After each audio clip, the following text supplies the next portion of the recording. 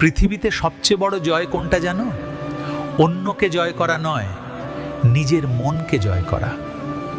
মানুষ সারা জীবন লড়াই করে, টাকা পাওয়ার জন্য, সম্মান পাওয়ার জন্য, অন্যদের হারানোর জন্য। কিন্তু ধর্ম আমাদের এক অন্য সত্য শেখায়।